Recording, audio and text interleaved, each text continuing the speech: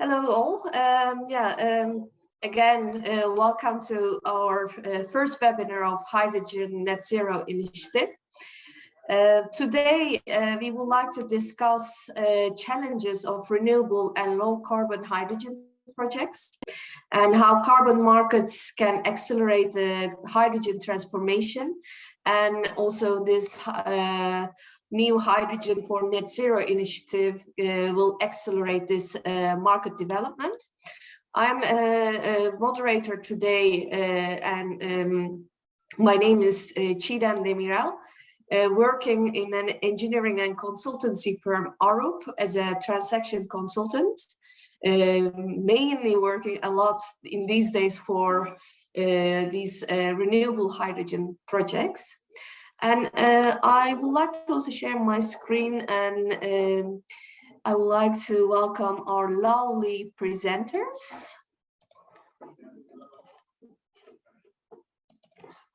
So today our presenters will be Patrick Bürgi from South Pole, Sonja Butzengeiger from Perspectives, Ian Kuwahara from VERRA, Hugh Salway from Gold Standard.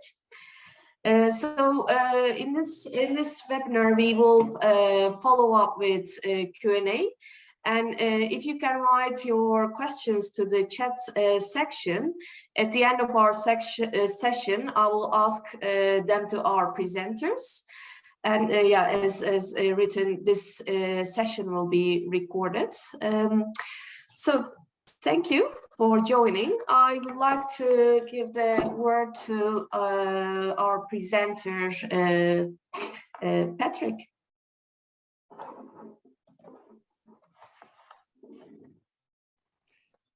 Good afternoon, everyone.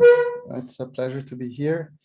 And I'll kick off the webinar with a high-level introduction about the role of hydrogen to achieve net zero, and how carbon markets can support the scale up of hydrogen globally. And then I think Sonja will go into a bit more details after my presentation. So I hope everyone can see my screen. Yeah, okay, great. So just to give you a bit of context, if we look at the latest modeling on how we can achieve net zero globally or on a regional level, here you see a graph by Bloomberg New Energy Finance focused on Europe that depicts how we need to phase out certain types of fossil fuels over time and phase in renewables, for example. And in this report focused mainly on Europe, it's very clear that we will need to rely heavily on clean power and green hydrogen in order to bring emissions to zero by 2050, which is what is demanded by science and the IPCC to keep the climate stable and at 1.5 degree of warming. If you look at also the IEA models by the International Energy Agency, there are similar predictions there that tell us basically the same. We will need vast amounts of low carbon hydrogen in order to decarbonize some difficult to decarbonize sectors like steel, cement, chemical industry, but also shipping, potentially also part of the transport sector, especially for trucks. So it's a huge challenge that obviously has to go hand in hand with the scale up of renewable energy capacity. But hydrogen as a fuel is very promising, and the relevance of hydrogen is increasing day by day, with more and more governments announcing national strategies and roadmaps around hydrogen. However, within the context of carbon markets, the topic of hydrogen is still quite nascent. And I think the big challenge for hydrogen is the cost of the fuel. per unit of energy. And in most cases, hydrogen still remains more expensive than fossil fuels, for example, right? So the question is, how can we incentivize hydrogen production and use in the short term? And there are many ways to do that. And we would never say that carbon markets are the only way, but carbon markets can be one interesting approach to incentivize hydrogen production and use. So the hypothesis basically of this webinar and what we'll be discussing is the role that carbon markets can play to drive investments in low carbon hydrogen, but also other types of fuels that can be based on low carbon hydrogen, like ammonia or even methanol. And the basic idea is that carbon markets can provide financial incentives to make hydrogen economically more attractive in comparison to fossil fuels. So that's the premise of the entire webinar. And we'll dig a bit deeper into this over the next couple of minutes. So just to give you a bit of context about carbon markets, there is, I think, one big distinction between voluntary carbon markets, where companies, but also sometimes public entities, individuals buy carbon credits, not because they have to, but because they want to. So this is entirely voluntary. That's also, I think, the main focus of the initiative that we're presenting today, with two of the leading standard bodies, VERRA and Gold Standard, also joining the initiative, and I'm presenting also their role, or the role of the voluntary market further down the line. The voluntary carbon market is experiencing exponential growth, as you can see in the graph on the right. It has reached an overall size of $1 billion by the end of 2021, and is expected to grow 15-fold by 2030, so by the end of the decade, and even 100-fold by 2050, according to estimates of McKinsey. So, I mean, $1 billion is not, huge in comparison to many other markets, but if we look at the growth potential, it is quite significant. And I think another important issue to mention in the context of voluntary carbon markets is that voluntary carbon markets often act as a precursor to compliance markets and regulation. And a lot of the innovation in terms of accounting methodologies and how to incentivize new technologies like hydrogen, there are many precedents where things started off in the voluntary carbon market and then were basically transitioned to compliance schemes. And obviously the regulated markets will be much bigger. They are already bigger today, but they will be in size and relevance in the long term much bigger than voluntary carbon markets. As of today, about 23% of global emissions are covered by carbon pricing initiatives. They come in different shapes and forms. It can be based on a carbon tax, or emission trading scheme. And there is a whole proliferation of such schemes around the world, often learning from voluntary carbon markets and adopting some of the frameworks that are being developed in carbon markets. So even if some people may feel that the voluntary markets are small, I think we cannot underestimate the role that voluntary carbon markets can play in also shaping regulation and compliance schemes further down the line. I'll try to give you a bit of context about, just an introduction about some basic principles of carbon credits. So voluntary carbon markets are a baseline and crediting mechanism. The compliance schemes that I mentioned before, they sometimes operate with different approaches, like cap and trade schemes or carbon taxes.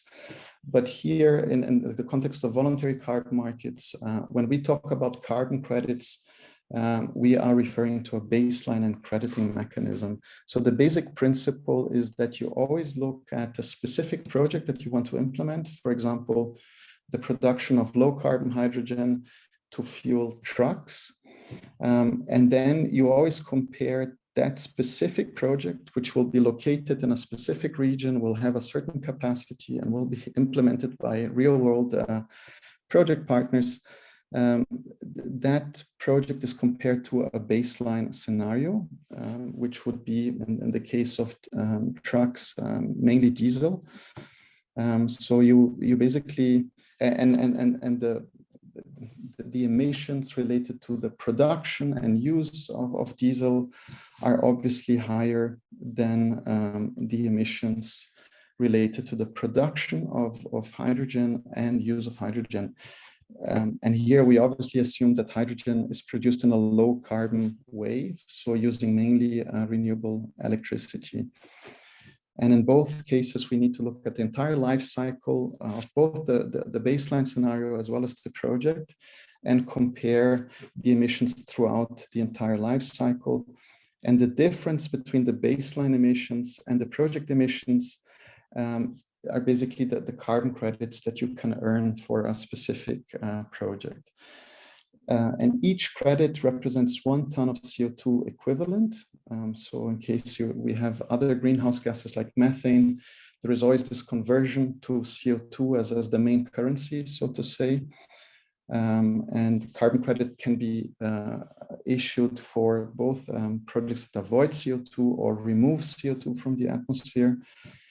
It's always based on this principle that we have to calculate the difference between baseline emissions and project emissions, as I explained before. One very important feature is that the projects are always based on the actual performance of the project. So you can only issue carbon credits once the project is operational. You have to monitor how the level of activity of the project. You need to report on that so that you can do the calculations based on the actual level of activity.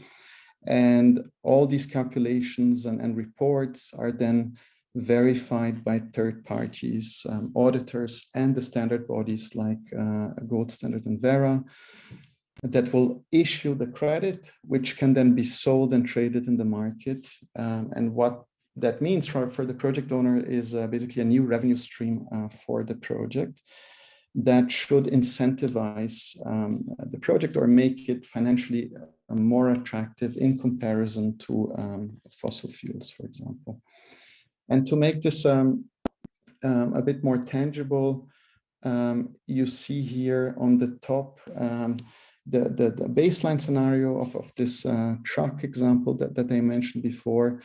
So we need to look at the entire value chain from the extraction of oil to produce the diesel that may cause some methane emissions. Then the whole production of diesel in refineries also requires energy and leads to CO2. Then we have the transport of CO2, distribution, and ultimately the use or the combustion of diesel in trucks leading to CO2 emissions. So as you can see, there are CO2 emissions across the entire value chain. We need to understand that. We need to understand which steps are really material and need to be accounted for, which steps are maybe are considered negligible because they lead to very small emissions. That's the basic principle of how to define and calculate baseline emissions. And below that, you see the project scenario, which is based on a low carbon hydrogen, mainly produced with renewable electricity and in hydrolyzers in this case. But you may need to transport the CO2, the hydrogen from one place to another. In this case, this example, by trucks, for example, which then may cause CO2 emissions.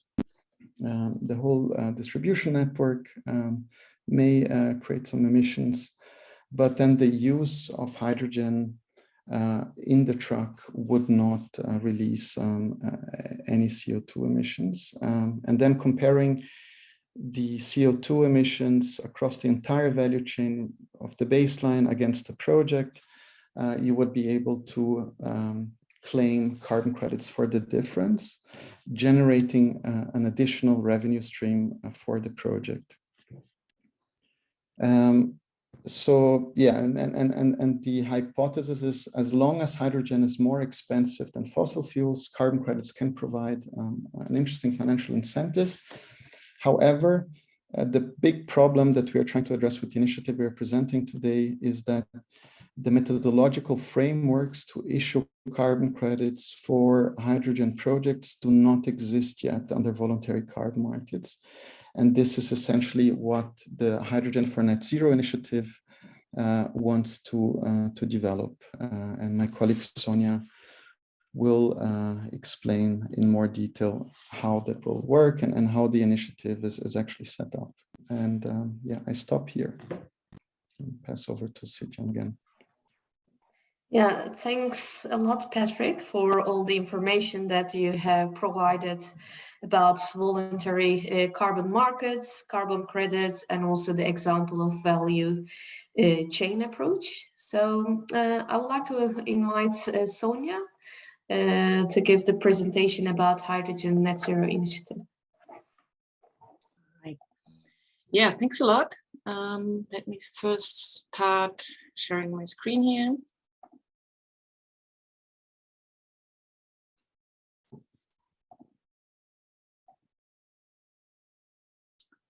So you should now be able to see it correctly.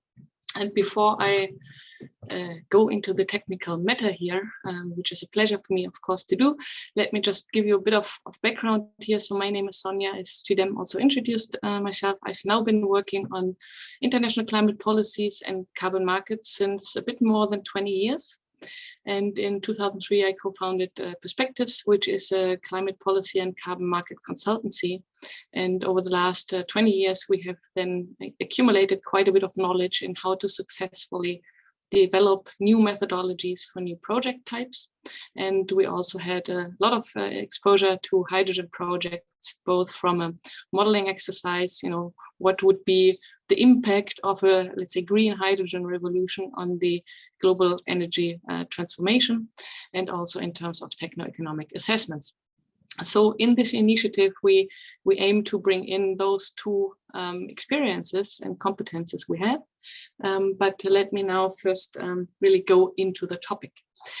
So yeah, end of last year, earlier this year, the 4 partners here in the initiative, they really had the vision to create this new Hydrogen for NetZero initiative with a view to help unlocking the potential of renewable and low carbon hydrogen by bringing together stakeholders from industry, but also technology innovators and NGOs and maybe even policymakers to enable them utilizing carbon markets and make their hydrogen investments economically feasible. Because we all are aware of the current economic and financial challenges that are there, namely that green hydrogen and also low carbon hydrogen is still much more expensive than simply using the more greenhouse gas intensive fossil fuel alternatives. So that was the overall idea. And as Patrick pointed out already, we believe that carbon markets can indeed play a substantial role in helping to make hydrogen investments more economically viable. And Patrick introduced already to the concept of baseline emissions and project emissions. And you mentioned already, Patrick, as well, that currently we have this gap that under none of the existing standards of the voluntary carbon market, nor under any other carbon pricing scheme, we currently have an accredited methodology for then determining the carbon credit volumes of the given project. So essentially what the methodology does, it's a rule book that tells you how you need to fill in, all details and elements under this equation. And for example, what type of emissions you need to consider for the whole production, processing, and transport chain.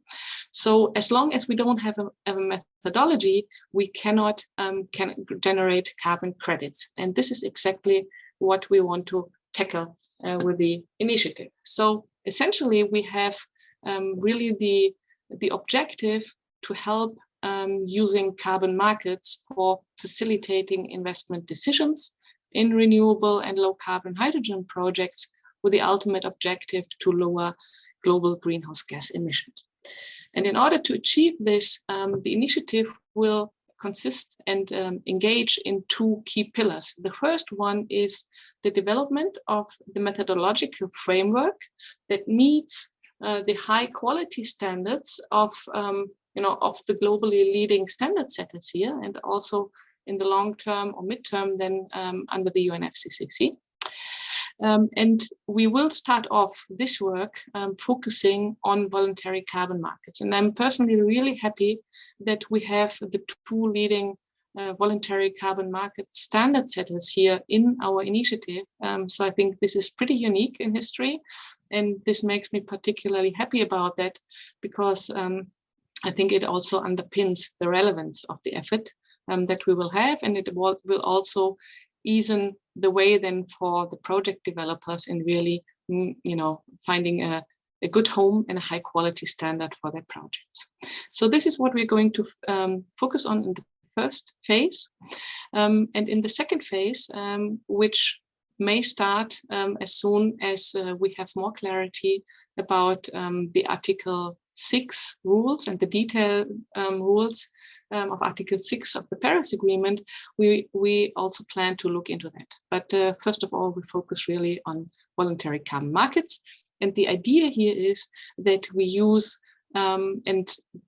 use real life applications and projects that our members can bring in to then develop tailor-made methodologies.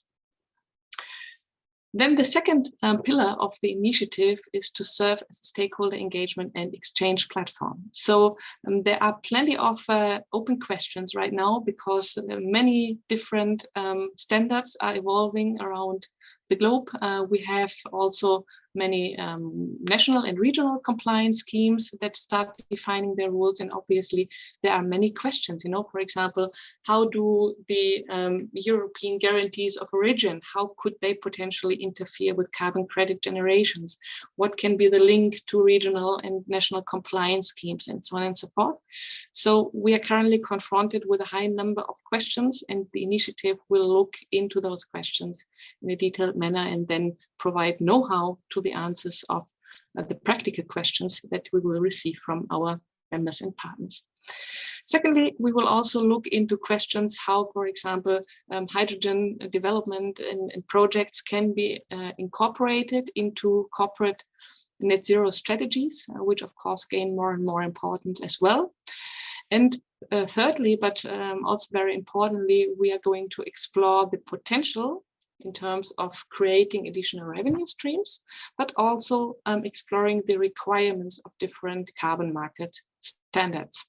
So here again, we will talk about voluntary carbon markets, emission trading schemes, Article 6, and plenty more. And of course, this is now only a summary.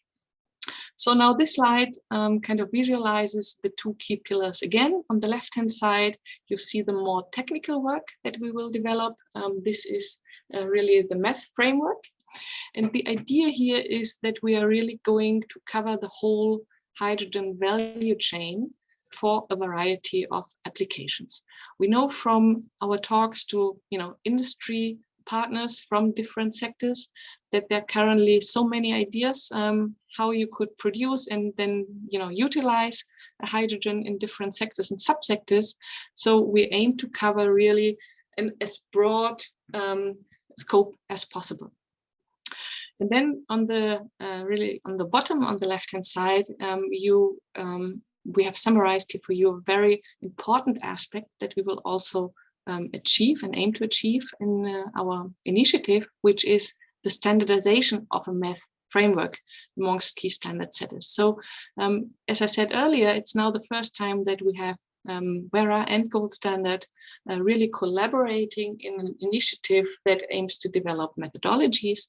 And so obviously we will not come up with a solution where you have to reinvent the wheel in each of the different standards, but we will try to standardize as much as possible to make then the life of project developers much easier.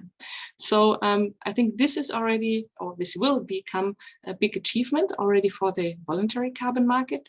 And we also believe that if we have then developed approved methodologies under VERRA and gold standard, that this will also have an influencing and maybe even path-breaking way for approaches under Article 6.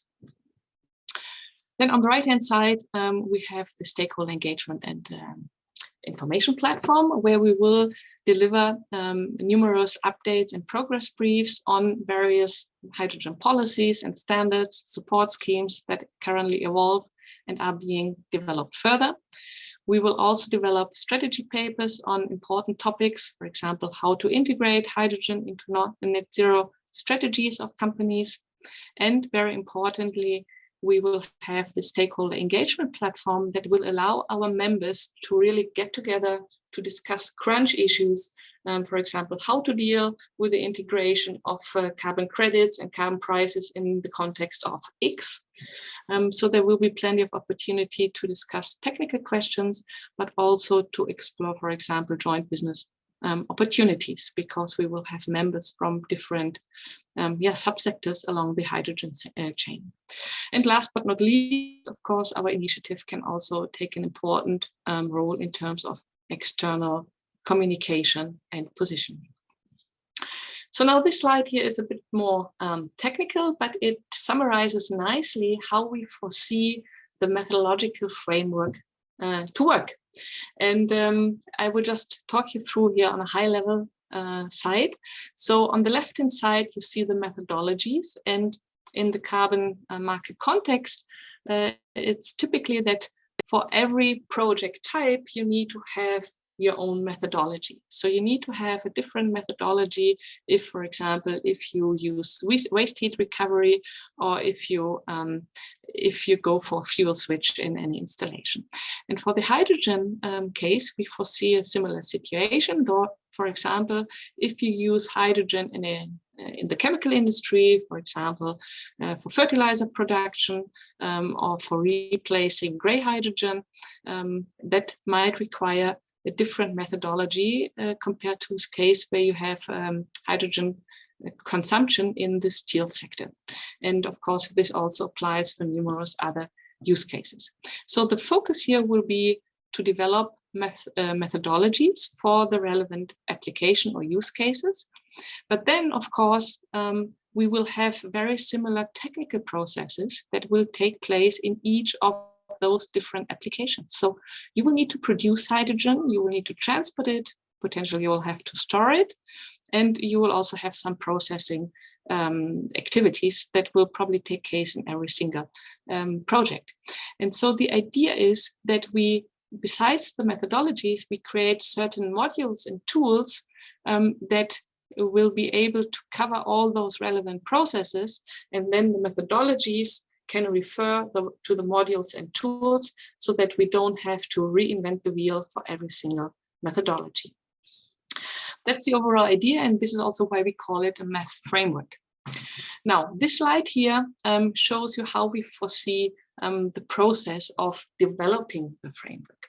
Our target is to really touch and deal with as many different use cases and different potential production, processing, transport, and storage options that you have. So we are considering the complete hydrogen value chain. And now the point is that our founding members and the core partners of our initiative will be able to bring in their real-life use cases.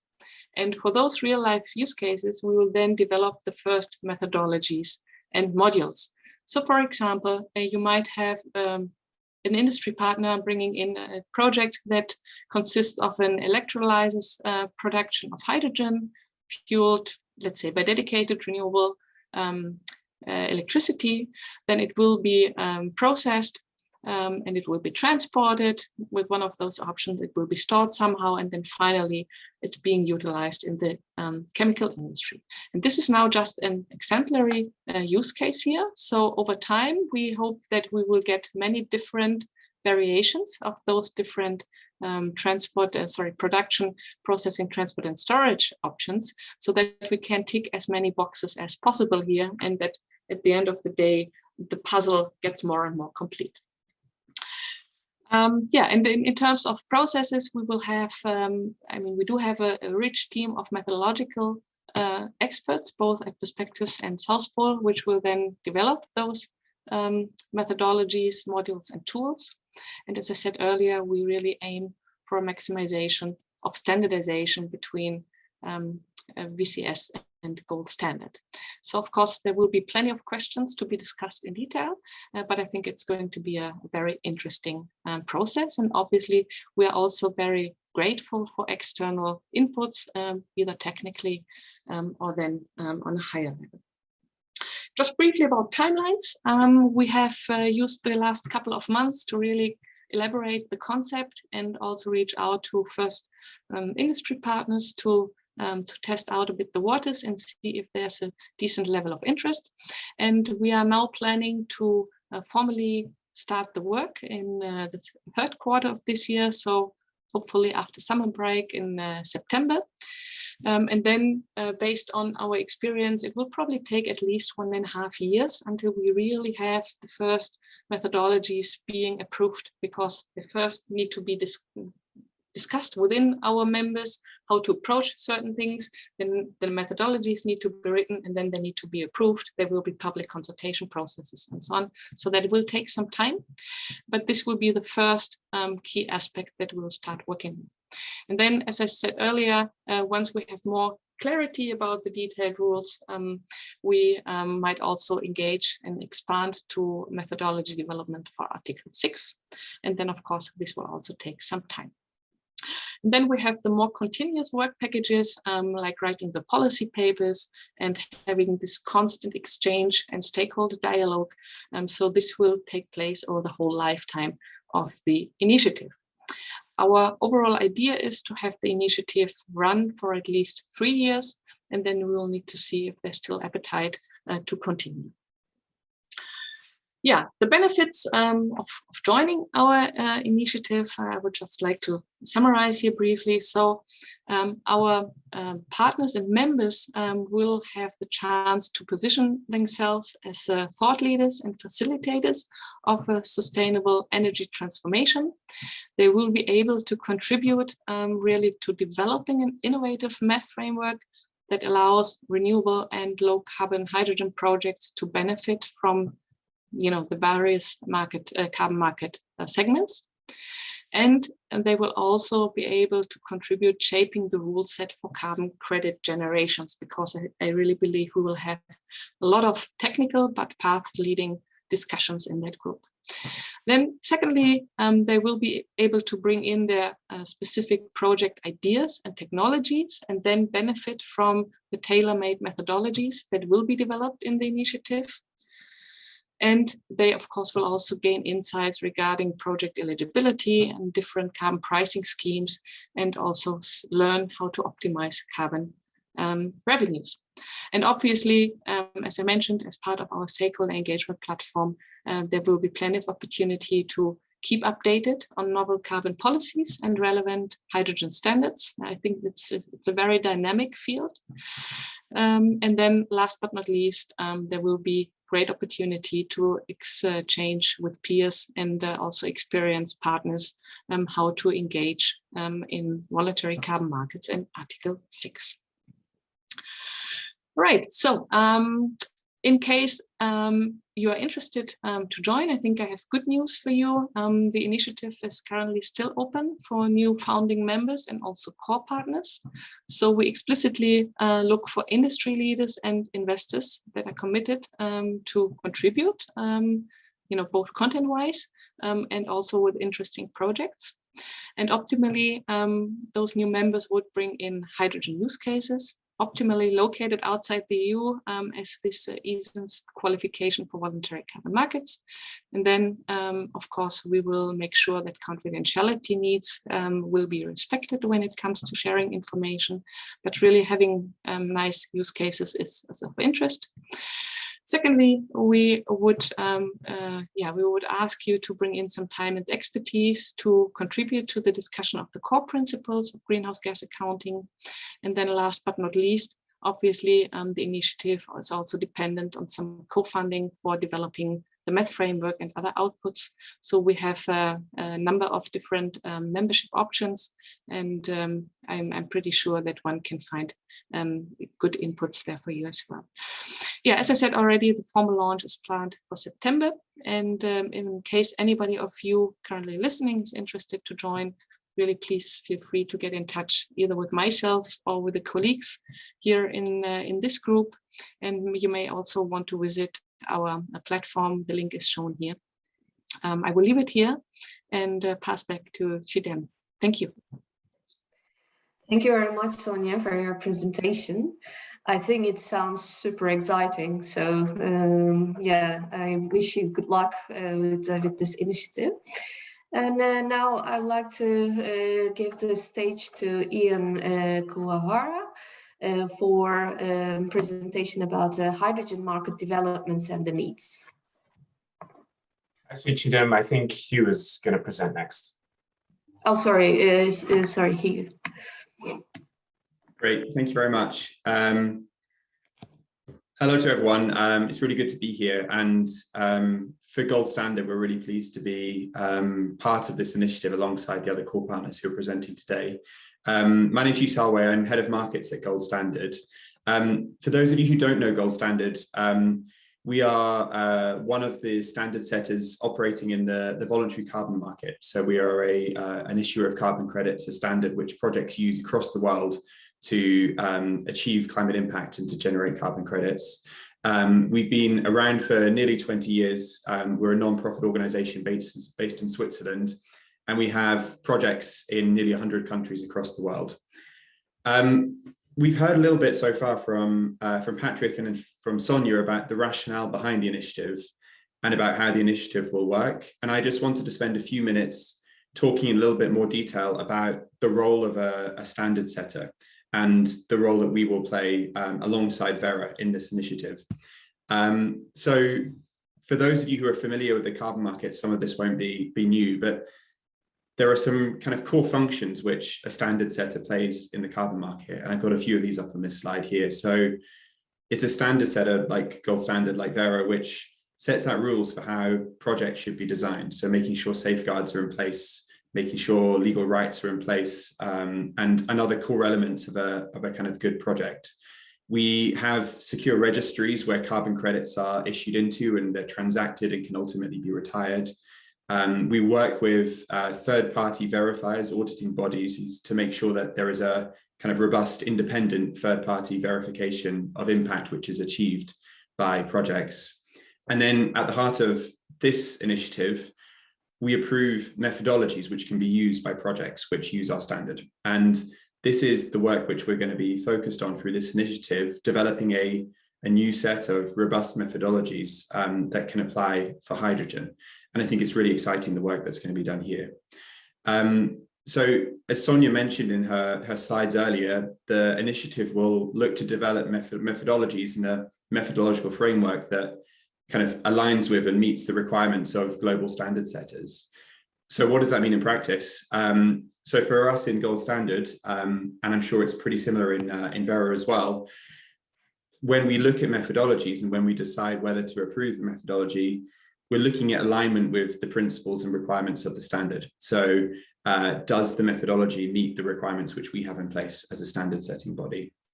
Is the methodology complete? So does it have considerations in place for baseline setting, managing leakage, and some other elements which you'd expect in the methodology? As part of our process, our methodologies are reviewed by independent experts. So we have an independent check of the methodologies that are proposed as well.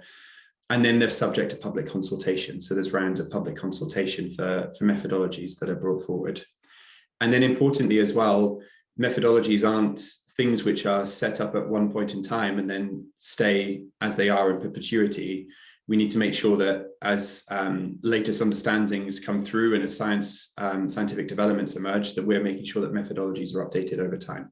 So these are some of the things that we look for in a standard setting body when it comes to methodology development.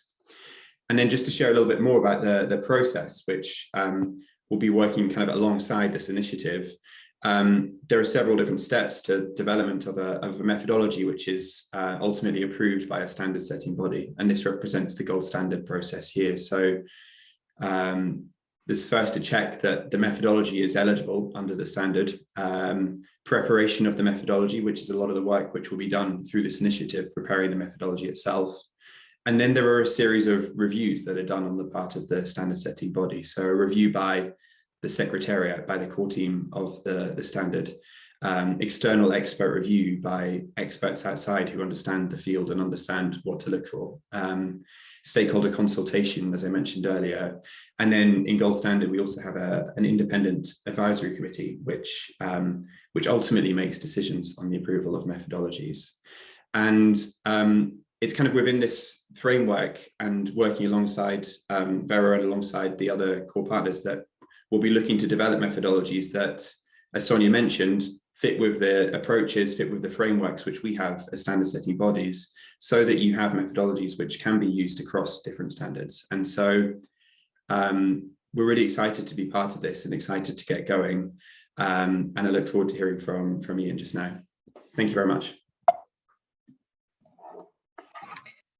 Thanks a lot, Hugh, and sorry again, Ian.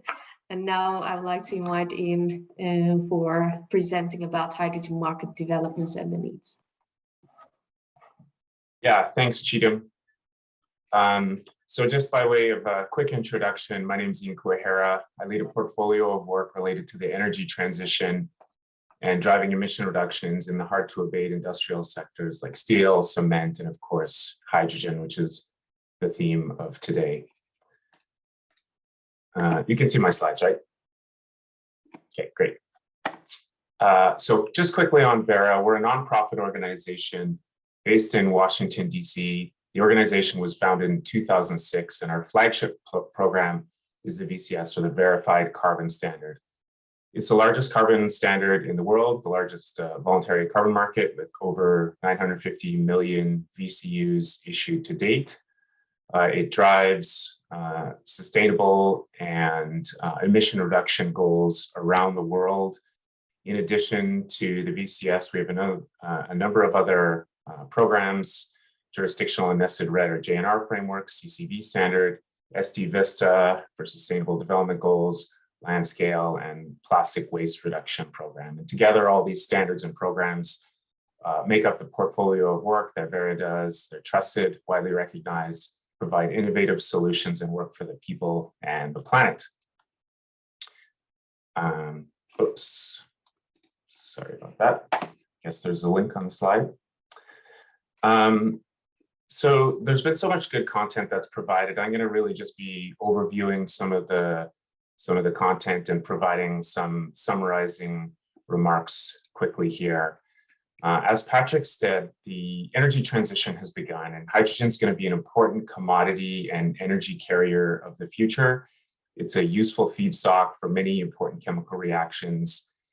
It's a powerful reducing agent for steel production and conversion of other ores, and it has among the highest specific energy content of any chemical fuel. And so, most importantly, perhaps, it doesn't produce any greenhouse gases during its use.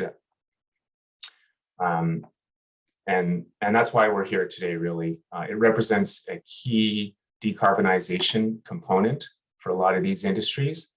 And the carbon markets, the voluntary carbon markets of today can help drive action in this space. As Patrick also mentioned, hydrogen is in its early days. We don't really know how the markets will form, but if they form kind of organically the way many markets have in the past, we'll see this transition from where we are currently with a lot of isolated projects around the world growing into regional hubs. And these regional hubs will start to have more interconnected supply systems, moving away from dedicated hardware and single transaction points, and where maybe more reliable demand signals that are a little bit more diverse can be relied upon to develop more projects and sort of snowball the growth in this industry. And then lastly, global markets can grow and interconnect these regional hubs. The challenge with this is twofold. First of all, the speed at which it has to occur for us to meet our climate targets is just not there. And I think Patrick and Sonja both mentioned this in their presentations. The scale at which the growth needs to occur is multiples of where it's happening right now. I think the IEA did an analysis on the current project pipelines and found that less than 20% of the demand that's needed for us to meet our policy goals is currently in the works. And so significant acceleration needs to happen. And this is where carbon markets can come in. So both VERRA and Gold Standard can work towards creating the valuation of the environmental benefits that these projects can generate. And that can accelerate the development of these projects by providing an additional revenue stream, which can be financed against for creating new projects. The second is really focusing on clean development. So currently, both green and blue and many other colors of hydrogen aren't really competitive with conventional hydrogen production. So steam methane reforming, coal gasification. These technologies need subsidies or other forms of creative or concessional financing right now to compete. And while that's an important component to growing and innovating, carbon markets tend to be faster and more agile than governments in providing that financial signal. And they also provide a consistent global reach to that policy signal. And so it matters less which jurisdiction your project is in. And of course, is not beholden to election cycles or current politicians that may be in office. So quickly, as a closing remark, I'll reiterate what Sonja and Hugh said. I think those in the carbon markets may recognize this, and those who are new to the carbon markets may not quite understand how significant it is that Gold Standard and VERRA are working together in a new capacity on this initiative. So first of all, the benefits of Gold Standard and VERRA working together is that it simply improves the capacity of our ability to review the methodologies. Hugh went through the methodology development process at Gold Standard. VERRA's is slightly different, but largely adheres to the same high-level progression, and many of the same principles are shared at VERRA. And so we haven't gone through the methodology development process at VERRA, but from an outsider's perspective, they're largely very similar, and I won't bore you with our details since they're so similar to the gold standards. The second important outcome of this collaboration is that it's sending a strong signal to the hydrogen development industry that carbon markets are taking hydrogen very seriously and that we're working to support and drive action in this space. And that I think is probably more important than the first bullet point. Lastly, and perhaps most importantly, it's lending consistency to the market. And so in sort of this maybe nebulous, growing and dynamic market of hydrogen development right now, a little bit of a stable foothold is really helpful. And as a standard setter, both VERRA and Gold Standard are glad to be able to provide that and help accelerate action in this space. So I'll end it there. I'll turn it back to Cheatham. I think we're going to do questions. Thank you for the time and opportunity to speak today. Thank you very much, Ian, for your valuable remarks. I would like to go to our Q&A session in our chat. The first and the most question that our attendees are asking, will be the slides available after this session? Sonja, maybe you can. Yeah, thanks for passing that on. Yes, definitely. We will make the slides available. I think all of you have registered and left an email address, so we can make sure that we can send those to you. And also I would recommend to really visit the website. I just shared the domain link, so you can also look there, and I will check out with the technical teams if there's also an option to put the presentations on the website, but you will get them definitely. Great. Thanks, Sonja. And maybe a specific question to you, Patrick. There's a question about who can claim the carbon credits, producer or users? That's a great question. One of my pet topics. I've been working on other methodological frameworks like the one we are developing for carbon capture and storage projects. So in principle, the ownership of carbon credits has to be assigned to one single point in the value chain, and the emission reduction as a carbon credit can be claimed only once. So in theory, it's possible to assign the ownership of carbon credits to one party within the value chain. It could be both the producer or the user, or sometimes they could also come together in a joint venture or in a consortium and have a joint ownership rights. One maybe interesting development that is worth mentioning is what we are seeing for hydrogen is that on the hydrogen production side, there is a proliferation of schemes around guarantees of origin, which are essentially about certification of the carbon footprint of the hydrogen production.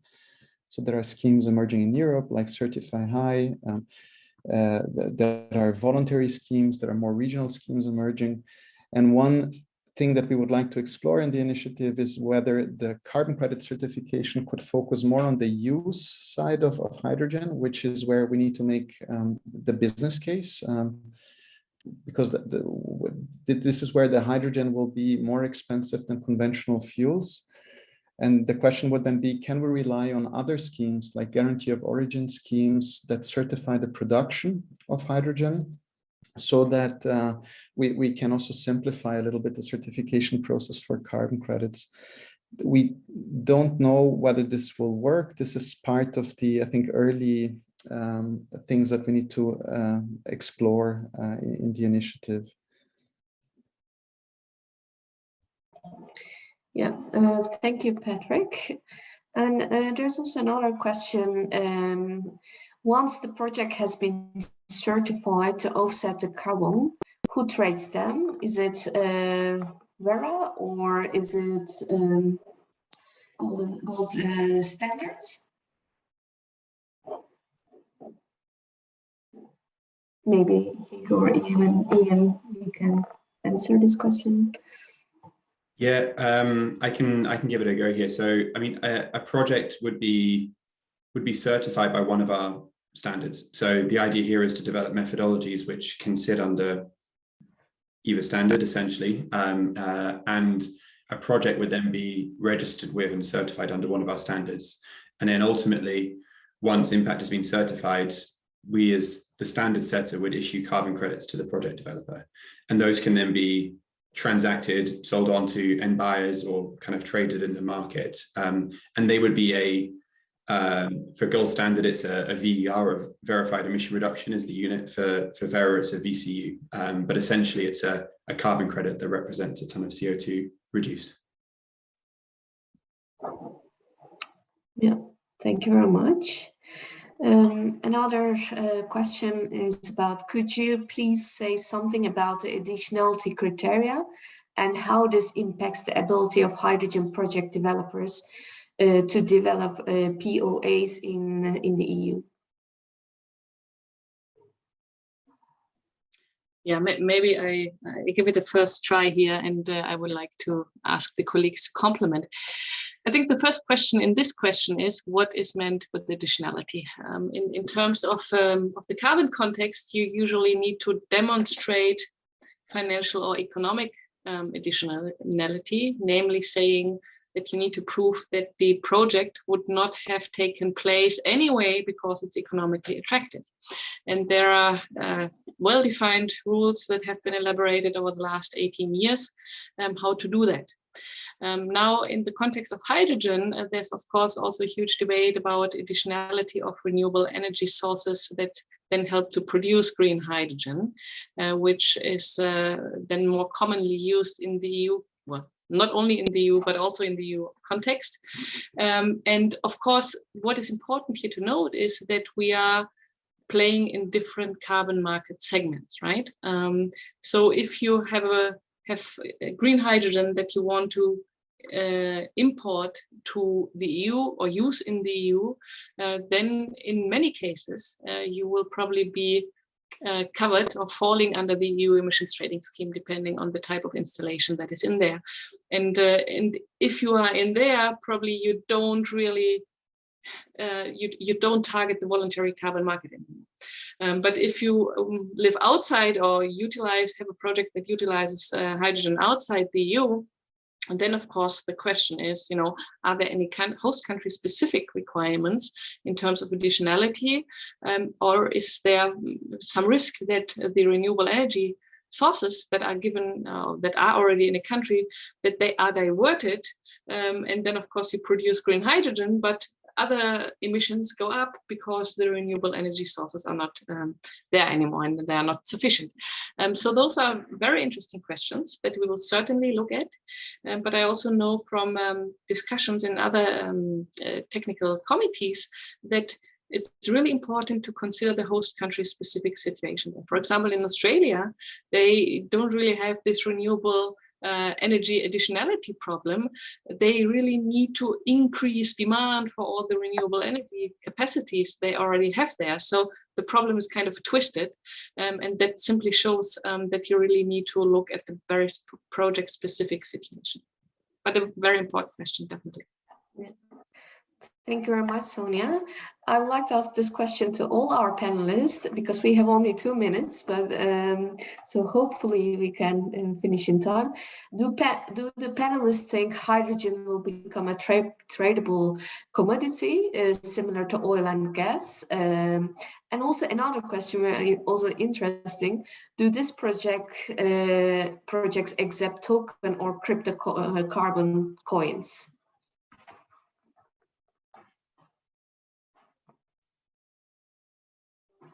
Maybe I'll start quickly. I do think hydrogen will be an important commodity in the future. I think it serves as both a feedstock and a fuel. And so it may come to be that as a commodity, it's traded in the same way oil and gas markets trade both the physical commodity and futures on those. In terms of cryptocurrency, that's, I feel like, a really important and complicated topic. And I think it could largely be separated from the idea of creating a methodology for hydrogen in the carbon market space. Cryptocurrencies may represent an interesting and innovative way for managing registry and authenticating transactions. And so at VERRA, and I'm sure at Gold Standard, we've done some reviews and been thinking really hard about how these innovations may play a role in our markets in the coming days. But it's not necessarily specific to hydrogen. It's more broadly to carbon markets in general, and hydrogen may just be one of the components that eventually plays into some interesting cryptocurrency, blockchain, distributed ledger technology.